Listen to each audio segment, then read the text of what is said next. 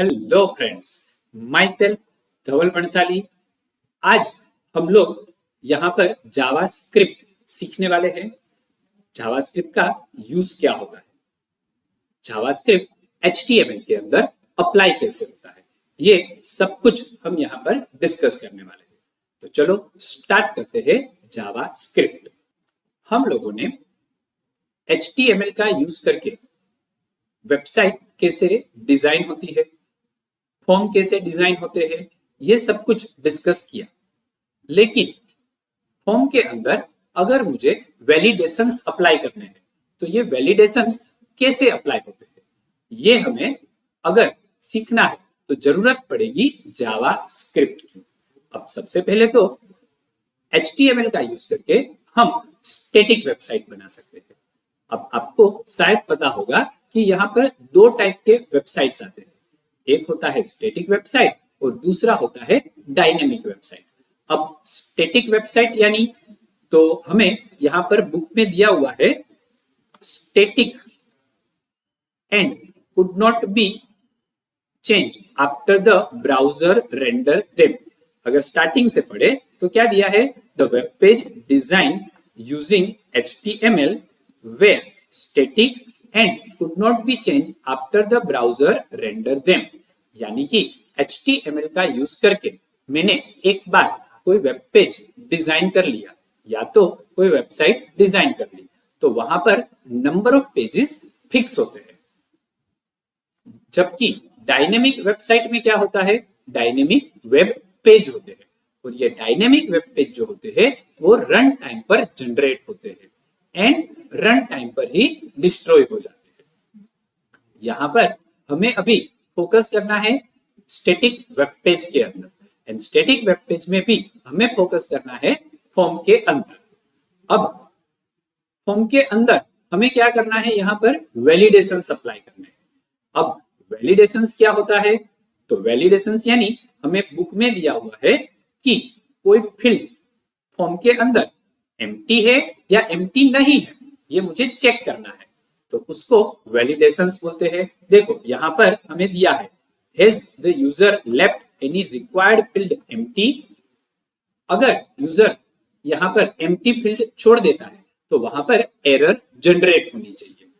अगर मैंने बोला कि एंटर योर ईमेल एड्रेस लेकिन यूजर ने प्रॉपर ईमेल एड्रेस नहीं डाला तो वहां पर भी एरर मैसेज जनरेट होना चाहिए।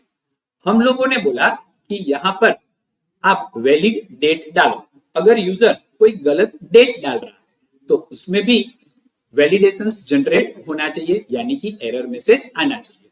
तो इस टाइप के बहुत सारे वैलिडेशंस हम फॉर्म के अंदर इंसर्ट कर सकते हैं। तो ये वैलिडेशंस हम जावास्क्रिप्ट का हेल्प करके, जावास्क्रिप्ट का यूज करके हम क्रिएट कर सकते हैं। अब यहां पर हमें एक चीज और दी हुई है कि जावास्क्रिप्ट जो है वो हर एक ब्राउजर्स को सपोर्ट करता है। देखो यहां पर क्या दिया है, today mostly all the web browsers like Mozilla Firefox, Chrome, safari and internet explorer support JavaScript. बराबर, जावास्क्रिप्ट जो है वो एक लाइटवेट प्रोग्रामिंग लैंग्वेज। देखो यहां पर क्या दिया है, a scripting language is a simple lightweight programming language that does not contain the advanced programming functionalities of language like C and Java। यानी कि C and Java जितनी एडवांस नहीं है, लेकिन हमारा बेसिक काम जो वैलिडेशंस का है वो यहाँ पर जावास्क्रिप्ट का यूज करके हम कर सकते हैं। बराबर, ओके। अब हमें क्या करना है, यहाँ पर कंपोजर के अंदर जावास्क्रिप्ट लिखना है। तो कैसे लिखेंगे, चलो स्टार्ट करते हैं। अब कोई भी जावास्क्रिप्ट का प्रोग्राम करने के लिए मुझे सबसे पहले जरूरत पड़ेगा स्क्रिप्ट टैग का। तो यहाँ पर मुझे स्क्रिप्ट टैग के अंदर ही जावास्क्रिप्ट लिखना है। अब हम स्टार्ट करते हैं जावास्क्रिप्ट का कोड। अब जावास्क्रिप्ट का कोड लिखने के लिए हमें कंपोजर में जाना है, लेकिन हम यहाँ पर यूज करेंगे नोटपैड का, ताकि आपको प्रॉपर्ली नोटपैड के अंदर मैं जो भी कोड लिख रहा हूं वो व्यू हो सके इसलिए। हाँ, आप ये टेंशन मत करना कि यहाँ पर दोनों में कोड अलग हो गया तो एक लाइन भी अलग नहीं होगी। ओके, चलो तो अब HTML के अंदर सबसे पहले मैंने लिखा HTML एंड HTML को यहाँ पर हमने कंप्लीट कर दिया। अब HTML के अंदर मैंने यहाँ पर हेड टैग लिखा एंड हेड टैग को यहाँ पर हमने कंप्लीट कर दिया एंड यहाँ पर बॉडी टैग भी लिख सकते हैं हम। अब जावास्क्रिप्ट जो है वो आप हेड या बॉडी कोई भी टैग में ऐड कर सकते। अभी हम फर्स्ट प्रोग्राम के अंदर हेड टैग में लिख लेते हैं। तो मैंने यहाँ पर स्क्रिप्ट टैग चालू किया एंड स्क्रिप्ट टैग को यहाँ पर कंप्लीट कर दिया एंड यहाँ पर प्रिंट करने के लिए हम क्या लिखेंगे, डॉक्यूमेंट डॉट राइट। मुझे प्रिंट क्या करना है, welcome to JavaScript. Double quote को कंप्लीट करके सेमीकोलन कर दिया। सेमीकोलन यानी कि एंड ऑफ स्टेटमेंट। ओके, चलो अब ये फाइल को हम सेव कर लेते हैं। अब मुझे यहां पर सेव करने के लिए सबसे पहले डी ड्राइव में जाना है। तो मैंने दिस पीसी सिलेक्ट किया, उसमें डी ड्राइव, उसके अंदर हमने एक चैप्टर 2 नाम का फोल्डर क्रिएट किया था। उसी के अंदर मैंने यहां पर प्रोग्राम सेव कर दिया, first.html। अब हम लोग जावास्क्रिप्ट लिख रहे हैं, लेकिन जावास्क्रिप्ट लिख किस में रहे हैं, HTML के साथ में। तो यहाँ पर एक्सटेंशन क्या आएगा, .html। नॉर्मली जावास्क्रिप्ट फाइल का एक्सटेंशन .js होता है, लेकिन HTML के साथ में लिख रहे हैं तो मुझे .js यूज नहीं करना है, यूज करना है .html। ओके, तो चलो first.html से मैंने ये फाइल को सेव कर दी। सेव करने के बाद अब हम लोग चलते हैं यहाँ पर डी ड्राइव के अंदर। डी ड्राइव के अंदर हमने चैप्टर 2 फोल्डर को ओपन कर दिया एंड उसमें ये फर्स्ट नाम की हमारी जो फाइल है उससे मैंने ओपन कर दिया। तो देखो यहाँ पर आपके सामने आउटपुट आ चुका है। तो जावास्क्रिप्ट के अंदर हमें सिंपल कैसे प्रिंट करना है वो आपको समझ में आ गया होगा। तो हम वापस टेक्स्ट बुक के अंदर चलते हैं। यहाँ पर आप देखोगे तो एक सिंपल प्रोग्राम किया हुआ है हेलो स्टूडेंट का। ओके, चलो तो हमें ये समझ में आ गया कि कैसे यहाँ पर प्रिंट होता है एंड यहाँ पर आउटपुट भी दिखाया हुआ है। अब हमें यहाँ पर HTML का वैलिडेशंस बनाना है। तो HTML फॉर्म का वैलिडेशंस कैसे बनाएंगे, चलो वापस नोटपैड में चलते हैं एंड बॉडी टैग के अंदर अब मैंने यहाँ पर फॉर्म टैग चालू किया एंड फॉर्म टैग को हमने यहाँ पर कंप्लीट कर दिया। अब हम यहाँ पर फॉर्म टैग के अंदर एक एट्रीब्यूट ले लेते हैं। सबसे पहले मेथड इक्वल टू पोस्ट। हम लोगों को पता है कि मेथड क्या है। उसके बाद ये फॉर्म को कुछ नाम दे देते हैं। तो मैंने एक नाम दे दिया FRM, आप यहाँ पर कोई भी नाम दे सकते हो एंड एक्शन इक्वल टू यहाँ पर मैंने लिख दिया सेकेंड डॉट HTML। तो हमारा काम कंप्लीट। चलो आगे बढ़ते हैं वापस। अब यहाँ पर मुझे फर्स्ट नेम गेट करना है। तो मैंने यहाँ पर फर्स्ट नेम ले लिया। उसके अंदर मुझे इनपुट टैग यूज करना है और इनपुट टैग का हमने एट्रीब्यूट लिया टाइप इक्वल टू टेक्स्ट। इससे क्या होगा, टेक्स्ट बॉक्स आ जाएगा। अब ये टेक्स्ट बॉक्स को भी मुझे कुछ नाम देना है। तो मैंने उसको नाम दे दिया एप नेम। अब मुझे यहाँ पर एक बटन लेना है, तो मैंने यहाँ पर लिखा input type equal to button, value equal to submit, and यहाँ टैग कंप्लीट कर दिया। अब इसको सेव कर दिया मैंने। सेव करने के बाद अब आउटपुट देखना है मुझे, तो हम चैप्टर 2 फोल्डर के अंदर चले गए एंड उसके अंदर हमारी फाइल का नाम क्या था, फर्स्ट। तो उसके ऊपर डबल क्लिक किया मैंने, तो आपके सामने आउटपुट आ चुका है। अब मुझे यहाँ पर first name, text box and button तो आ गया, लेकिन ये वेलकम टू जावास्क्रिप्ट अब मुझे नहीं चाहिए। तो चलो नोटपैड में जाके हम रिमूव कर देते हैं। तो यहाँ से मैंने ये लाइन को डिलीट कर दी, बराबर। वापस सेव किया, सेव करके ब्राउजर में रिफ्रेश कर दिया, तो अब प्रॉपर आउटपुट आ चुका है हमारा।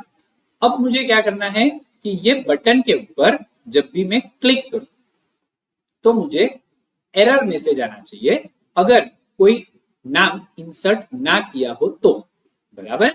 अभी क्या होगा, अभी यहाँ पर कोई एरर मैसेज जनरेट नहीं होगा।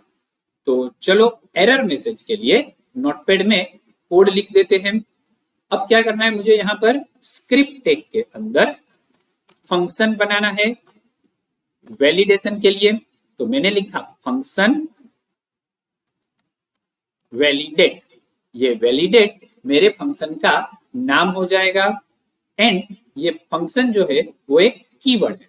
जावास्क्रिप्ट के अंदर कोई भी यूजर डिफाइंड फंक्शन अगर आपको डिफाइन करना है तो आपको फंक्शन कीवर्ड का यूज करना पड़ेगा। नॉर्मली दो टाइप के फंक्शंस होते हैं, एक होता है इनबिल्ट फंक्शन और दूसरा होता है यूजर डिफाइन। यूजर डिफाइन यानी एज अ प्रोग्रामर हम जो डिफाइन करें उसे यूजर डिफाइन फंक्शन बोलते हैं। एंड अभी जो हमने लिखा था डॉक्यूमेंट डॉट राइट, तो राइट जो है वो एक इनबिल्ट फंक्शन है कि जो जावास्क्रिप्ट ने हमें दिया हुआ है, बराबर। चलो, तो अब ये वैलिडेट नाम का फंक्शन मुझे डिफाइन करना है, तो दो कर्ली ब्रैकेट करना है, स्टार्टिंग एंड एंडिंग, एंड ये दो कर्ली ब्रैकेट के बीच में मुझे यहाँ पर हमारा कोड लिखना है। अब सबसे पहले यहाँ पर मैंने एक वेरिएबल बनाया ए नाम का। ये ए जो वेरिएबल है उसके अंदर हम कोई भी वैल्यू को स्टोर कर सकते हैं। फॉर एग्जाम्पल आप मैथ्स में लिखते हो a इक्वल टू 5, यानी कि 5 जो है वो a में स्टोर हो गए। सेम वैसे ही मुझे यहाँ पर क्या करना है, टेक्स्ट बॉक्स की वैल्यू को स्टोर करना है। तो हम क्या लिखेंगे यहाँ पर, डॉक्यूमेंट डॉट, अब फॉर्म का नाम हमने क्या लिया है, FRM, तो हम क्या लिखेंगे, डॉक्यूमेंट डॉट FRM डॉट, अब टेक्स्ट बॉक्स का नाम क्या है, fname, तो यहां पर मैंने लिखा fname डॉट वैल्यू, यानी कि टेक्स्ट बॉक्स के अंदर जो भी वैल्यू आएगी वो कहां पर स्टोर हो जाएगी, ए नाम के वेरिएबल के अंदर। और वेरिएबल डिफाइन करने के लिए मुझे वेर कीवर्ड का यहां पर यूज करना है, बराबर। चलो, अब मुझे चेक करना है कि ए वेरिएबल के अंदर कोई वैल्यू है या नहीं है, तो मुझे कंडीशन लिखनी पड़ेगी। अब कंडीशन लिखने के लिए यहां पर हम यूज करेंगे इफ स्टेटमेंट का। अब मैंने क्या लिखा, if a equal to equal to. अब देखो यहां पर हमने दो इक्वल टू का यूज किया है। दो इक्वल टू यानी वैल्यू को कंपेयर करना, एंड ऊपर देखो हमने सिंगल इक्वल टू लिया है, यानी कि वैल्यू असाइन करना, बराबर है। तो मुझे कंपेयर क्या करना है, तो मैंने यहां पर लिखा इक्वल टू ब्लैंक। देखो मैंने डबल कोटेशन स्टार्ट किया एंड डबल कोटेशन को कंप्लीट कर दिया, बराबर। तो मैंने ए इक्वल टू ब्लैंक कर दिया।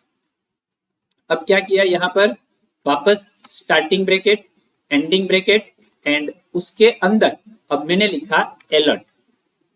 अब ये अलर्ट जो है वो एक इनबिल्ट फंक्शन है जो मुझे अलर्ट बॉक्स यानी कि एक मैसेज बॉक्स डिस्प्ले करेगा, बराबर। तो अलर्ट इनबिल्ट फंक्शन हुआ एंड वैलिडेट जो है वो यूजर डिफाइंड फंक्शन हुआ। ओके, चलो अब अलर्ट में मुझे एक मैसेज प्रिंट करना है, तो डबल कोटेशन के अंदर मैंने लिख दिया एंटर योर नेम। कंप्लीट। अच्छा, अब हमने ये जो वैलिडेट फंक्शन बनाया है उसको मुझे कॉल करना है। कॉल करना यानी जब मैं ये बटन के ऊपर क्लिक करूंगा तो ये फंक्शन कॉल होगा। अब यहां पर मुझे क्या लिखना है, ऑन क्लिक। ये ऑन क्लिक क्या है, एक इवेंट है, यानी कि जब भी बटन पर क्लिक करने की इवेंट जनरेट होगी तो यहां पर वैलिडेट नाम का फंक्शन कॉल होगा। अगर आप बोलोगे कि हम क्लिक ना करें तो, अगर क्लिक नहीं करोगे तो वैलिडेट नाम का फंक्शन कॉल नहीं होगा, यानी कि इवेंट जनरेट नहीं होगी। तो यहां पर इवेंट जनरेट करना जरूरी है। ओके, चलो तो अब मैंने क्या लिखा, जैसे ही मैं क्लिक करूंगा तो ये वैलिडेट नाम का फंक्शन कॉल हो जाएगा। कॉल करने के लिए हम कहां पर जाएंगे, यहां, और यहां पर मैंने क्या लिखा, a इक्वल टू document.frm.fname.value। अब ये जो है उसको क्या बोलते हैं, डॉम मॉडल। डॉक्यूमेंट क्या है, मेरा ऑब्जेक्ट। अब ये कंप्यूटर के अंदर तो बहुत सारे डॉक्यूमेंट है, उसमें से मैं सिर्फ ये जो कोड लिखा हुआ है वही डॉक्यूमेंट की बात कर रहा हूं, तो ये मेरा ऑब्जेक्ट हो गया। उसके अंदर मुझे फॉर्म चाहिए, कौन सा फॉर्म, एफआरएम नाम का, तो ये फॉर्म मिल जाएगा। उसके अंदर मुझे टेक्स्ट बॉक्स चाहिए, कौन सा, एफ नेम वाला, तो ये टेक्स्ट बॉक्स मिल जाएगा एफ नेम वाला, और उसकी जो भी वैल्यू हो वो ए के अंदर डाल दो। और अगर वो वैल्यू ब्लैंक हो तो मुझे यहां पर अलर्ट मैसेज दे देना। ओके, चलो तो ये प्रोग्राम को मैंने सेव किया। सेव करके यहां ब्राउजर में रिफ्रेश किया एंड बिना कुछ लिखे बटन के ऊपर क्लिक किया तो देखो एरर मैसेज जनरेट हो गया, एंटर योर नेम। ओके, तो इसको हम क्या बोलेंगे, वैलिडेशन। समझ में आया होगा आपको, वैलिडेशन। ओके, तो हम लोग वापस नोटपैड में चलते हैं। अब यहां पर मैंने एक चीज और ऐड कर दी कोड के अंदर, और a इक्वल टू नल, यानी a की वैल्यू नल हो या तो यहां पर हमने डबल कोटेशन में ब्लैंक रखा, तो दोनों सिचुएशन में एंटर योर नेम ये मैसेज आना चाहिए। बराबर, तो मैंने इसको सेव किया, वापस सोर्स कोड में गया एंड बटन पर क्लिक किया, सेम मैसेज। ओके, तो यहां पर हम एक बार अगर नल ना भी लिखे तो आपको कोई प्रॉब्लम नहीं होगा, आउटपुट वही का वही आएगा। बराबर है, और नल लिखो तो भी कोई प्रॉब्लम नहीं। ओके, तो टेक्स्ट बुक में चलते हैं वापस हम। यहां पर टेक्स्ट बुक के अंदर सबसे पहले ये फॉर्म डिजाइन किया हुआ है जो हमने प्रैक्टिकली देखा। उसके बाद यहां पर कोड लिखा हुआ है। अब ये कोड के अंदर आप देखोगे तो यहां पर x इक्वल टू नल भी दिया है and x equal to blank भी छोड़ा हुआ है। बराबर, और ये पूरा जो स्क्रिप्ट है वो हमने प्रैक्टिकली देखा। अच्छा, वापस आगे बढ़ते हैं। अब यहां पर हमें एक एक टॉपिक एक्सप्लेन किया है जो हमने डिस्कस कर लिया। सबसे पहले फंक्शन, तो फंक्शन लिखने के लिए मुझे क्या लिखना पड़ेगा, फंक्शन कीवर्ड। बराबर, और उसके बाद यहां पर फंक्शन का नाम क्या दिया है, हेलो। चलो आगे बढ़ते हैं। उसके बाद यहां पर देखो ये अलर्ट दिया हुआ है हमें। ये अलर्ट क्या करता है, अलर्ट एक इनबिल्ट फंक्शन है जो यूजर के पास से टेक्स्ट इनपुट करेगा एंड अलर्ट बॉक्स डिस्प्ले करेगा। बराबर, चलो वापस आगे बढ़ते हैं। अब यहां पर हमें इवेंट्स दिया हुआ है।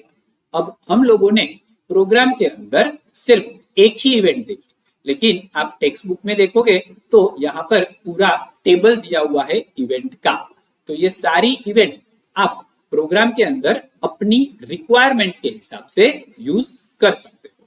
बराबर, ओके, यहाँ पर हमने क्लिक इवेंट का यूज किया था। इसके अलावा यहाँ पर आपको अलग अलग इवेंट दी हुई है। आप माउस को बटन के ऊपर ले जाओगे तो भी इवेंट जनरेट होती है, बटन के ऊपर से माउस को वापस ले लोगे तो भी यहाँ पर इवेंट जनरेट होती है। चलो आगे बढ़ते हैं वापस। उसके बाद यहाँ पर वेरिएबल दिया हुआ है जो हमने ऑलरेडी डिस्कस किया कि वेरिएबल के लिए हमें कौन सा कीवर्ड लिखना है, वेयर। ये ध्यान में रखना, एमसीक्यू के अंदर पूछते हैं। उसके बाद अब कोई भी कंडीशन लिखनी हो तो हम इफ स्टेटमेंट का यूज करेंगे, ये हमने डिस्कस किया। एंड उसके बाद अब इंपॉर्टेंट चीज आ गई है, डॉक्यूमेंट ऑब्जेक्ट मॉडल यानी डॉम मॉडल। तो ये फुल फॉर्म आपको ध्यान में रखना है, एमसीक्यू के अंदर पूछते हैं। यहाँ पर डॉम मॉडल जो है उसके लिए पूरा एक हायरार्की दिया है बुक के अंदर कि यहाँ पर डॉक्यूमेंट के अंदर हमें किस में जाना है, फॉर्म में। फॉर्म के अंदर हमें किस में जाना है, टेक्स्ट बॉक्स में। एंड टेक्स्ट बॉक्स के बाद अगर आगे बढ़ना है तो और भी ऑप्शंस यहाँ पर दिए हुए। तो ये हमारा डॉम मॉडल हो गया पूरा। अच्छा, डॉम के अलावा यहाँ पर हमें एक और ऑप्शंस दिया हुआ है, बॉम मॉडल यानी ब्राउजर ऑब्जेक्ट मॉडल। अब ये क्या है, to control the web browsers window और the web page we use BOM model यानी कि ब्राउजर ऑब्जेक्ट मॉडल। ओके, चलो तो यहां तक आपको समझ में आ गया होगा। नेक्स्ट वीडियो में हम दूसरा वैलिडेशंस देखेंगे। आज यहीं तक रखते हैं। अगर आपको प्रॉपरली समझ में आ गया हो तो मेरा वीडियो सब्सक्राइब करना एंड लाइक करना मत भूलना। Thank you.